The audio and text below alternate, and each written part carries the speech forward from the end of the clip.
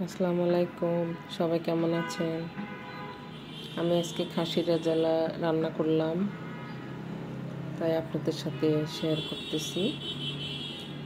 খাসির মাংস, খাসির রেজালা মোটামুটি সবাই পারে রান্না করতে।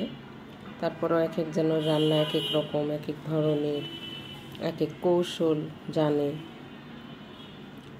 আমারটা কেমন হয়েছে জানাবেন। আমি এখানে একটা কড়াইতে পরিমাণ মতো তেল দিয়ে দিলাম, আর এখানে এলাচ, দারচিনি, তেজপাতা, লবঙ্গ, বড় এলাচ দিয়ে দিলাম। এখানে আমি আরও কয়েকটা গোলমরিচ দিয়ে দিলাম।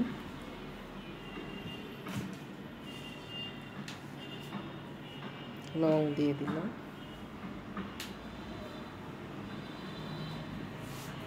পরিমাণ মতো পেঁয়াজ দিয়ে এখন আমি পেঁয়াজটাকে একটু ভেজে নিব।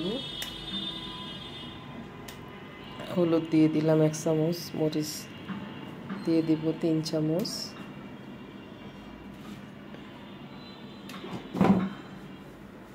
এখানে 3 টেবিল চামচ আদা আছে, 3 টেবিল চামচ রসুন আছে।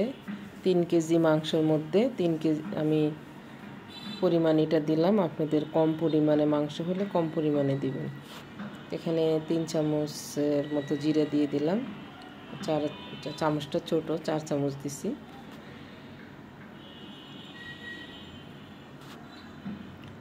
লবণ দিয়ে দিলাম পরিমাণ মতো, যে যেমনটা খান লবণ তেমনটাই দিতে হবে। এখন ভালো করে মশলাটাকে কষিয়ে নিতে হবে। মশলা যত কষানো হবে মাংস খেতে ততটা ভালো লাগবে। এখানে পানি দিয়ে আমি আবার মশলাটাকে কষিয়ে নিচ্ছি। তো এখানে আমার 3 কেজি মাংস আছে, আমি মাংসগুলোকে এখন দিয়ে দিব। মাংসগুলো দিয়ে কষিয়ে নিব ভালো করে। এখন আমি প্রায় 10 মিনিটের মতন কষিয়ে নিব মাংসটাকে ভালো করে। যত কষানো হবে তত মাংস খেতে সুস্বাদু হয়। এখানে আমি একটা মশলা বানিয়ে নিব। এখানে 3 টেবিল চামচ, 4 টেবিল চামচ দই দিয়ে দিচ্ছি।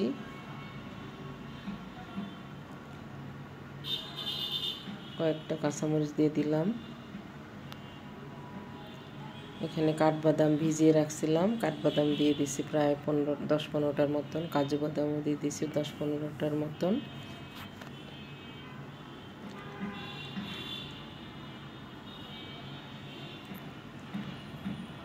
এখানে জায়ফল, জয়ত্রী আপনারা 3 কেজি মাংসের মধ্যে যে এতটুকু পরিমাণে দিতে হবে, বেশি হলে আবার ভালো লাগবে না। এখানে আমি 1 কাপের মতন পেঁয়াজ বেরেস্তা দিয়ে দিলাম। এগুলো সব কিছু দিয়ে আমি এখন ব্লেন্ডার করে নিব। তো আমার যখন আদা সিদ্ধ হয়ে আসবে মাংসটা, তখন আমি ব্লেন্ডার করা মশলাটা দিয়ে দিব।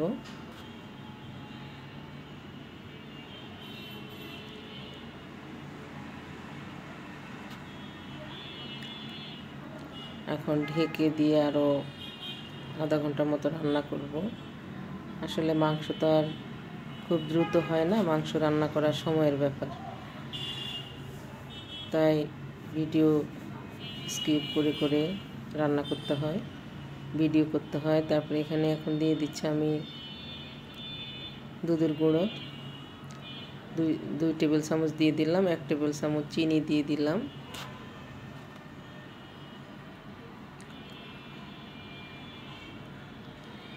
এখন এগুলোকে ভালো করে মিক্স করব।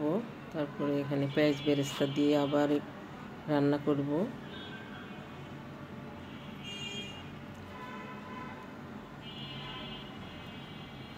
এখন আমি আরও আধা ঘন্টার মতো রান্না করব।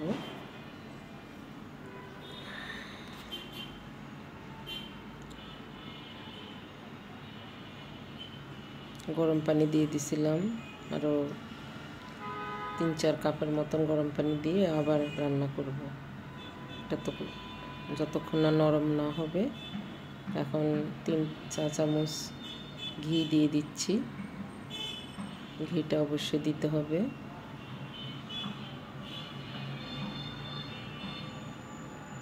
কিছুটা পেঁয়াজ বেরেস্তা দিয়ে দিলাম। এক্সট্রা স্বাদ হবে, মানে পেঁয়াজ বেরেস্তাটা ইউজ করতে হবে, তাহলে এর স্বাদ আরও অনেক গুণ বেড়ে যায়। তো এখন আমি আর একটু রান্না করে তারপরে আমার রান্নাটা শেষ করব। তারপরে এখানে গোলমরিচের গুঁড়া দিয়ে দিচ্ছি নামানোর আগে দিয়ে।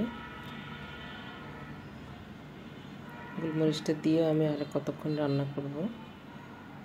এই যে আমার রান্না হয়ে গেছে, দেখেন মাশাআল্লাহ কি সুন্দর কালার, লোভনীয় খেতে হবে। সবাই ভালো থাকবেন, আল্লাহ হাফেজ।